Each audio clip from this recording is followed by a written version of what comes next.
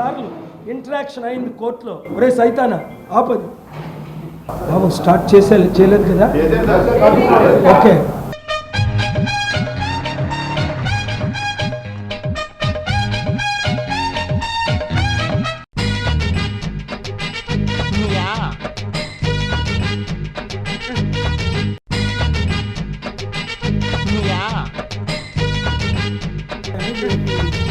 ఇలా ఉంది మీడియా. హైకోర్టులో స్టీల్ ప్లాంట్ అమ్ముకుంటూ ఉండడానికి ఆర్డర్ తీసుకొస్తే అది న్యూస్ కాదా? చిత్తుగా ఓడిపోయి TV9 TV5 రాలేదు.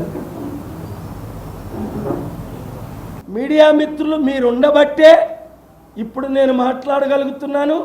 దేవుని కృప, మీడియా మిత్రులు రిపోర్టింగ్ చేయబట్టే ఈరోజు మనకి ఈ మంచి రిజల్ట్ వచ్చింది. అసలు బ్రేకింగ్ న్యూస్ పెట్టలేదు, 10 నుంచే పెట్టాలి.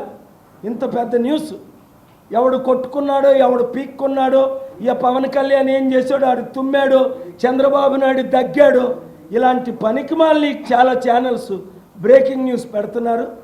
ఇంతకంటే పెద్ద న్యూస్ ఈ దేశంలో ఉందా?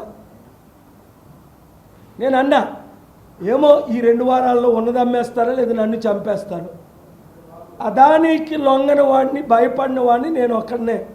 తత్మాలందరూ మోదీ అదాని తొత్తులే. మన ప్రజాశాంతి పార్టీని రాష్ట్రంలో 2 రాష్ట్రాల్లో గెలిపించితే రాష్ట్రం అప్పు తీరుతుంది. మీ కుటుంబ 5 కోట్లు అప్పు తీర్చుతాం.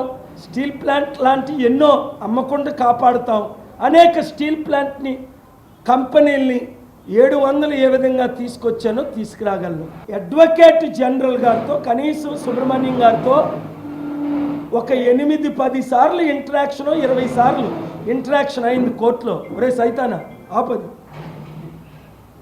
సౌండ్ ఆప్.